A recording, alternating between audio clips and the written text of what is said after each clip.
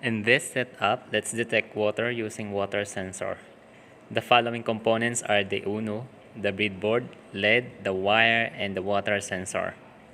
This water sensor is very useful in rainfall detecting, liquid leakage, tank overflow detector, and so on.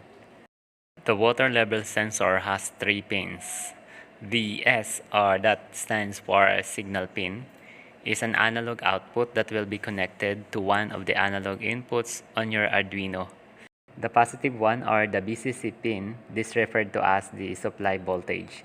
And this VCC regulated direct current supply voltage needed to operate an IC.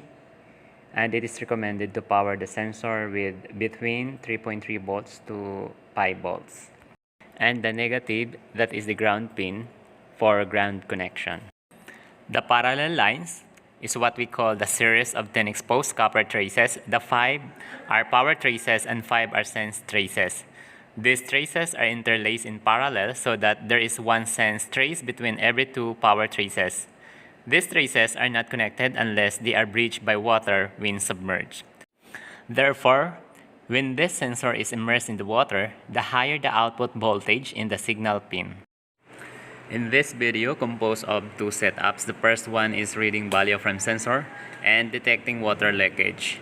In reading value from sensor, we are just connecting the signal pin to analog pin number 5, and then the positive one is connected to digital pin number 7. And then the negative one is connected to the ground. In this sketch, we are defining that our power pin is connected to digital pin number 7. The signal pin is connected to analog 5. In this variable declaration, we are storing the sensor value to our variable value. This configure digital 7 pin as an output, turn the sensor off, turn the sensor on, and wait for 20 milliseconds. Read the analog value from the sensor, turn the sensor off, print the sensor value, and print the value on serial monitor with a delay of 1000 milliseconds or equivalent to 1 second. Then let's upload the sketch. And here is the result.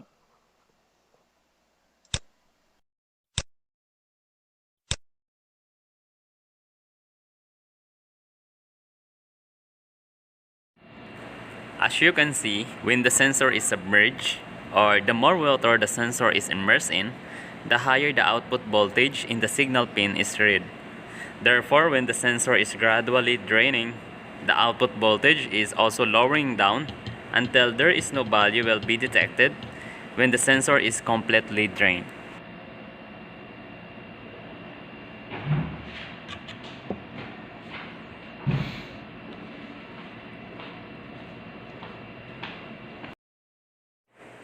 In this setup, we are using sensor to detect water from leakage.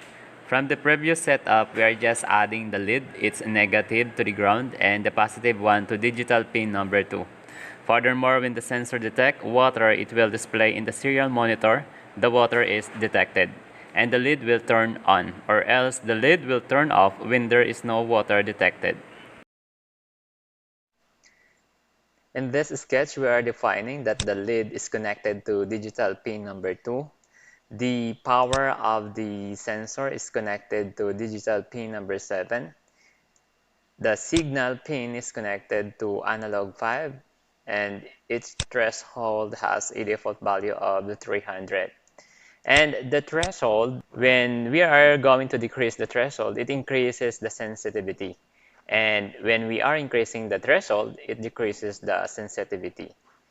Here, we are storing the sensor value to our variable value. In this code, configure digital pin number 2 as an output, and configure digital 7 pin as an output. Turn off the sensor, turn lead off, then turn the sensor on with a delay of 20 milliseconds, and read the analog value from sensor, turn the sensor off, and if value is greater than threshold, this string, the water is detected, will be displayed on the serial monitor. And this will turn the LED on, or else if the value is less than threshold, then turn LED off. So we're ready. Let's upload this sketch.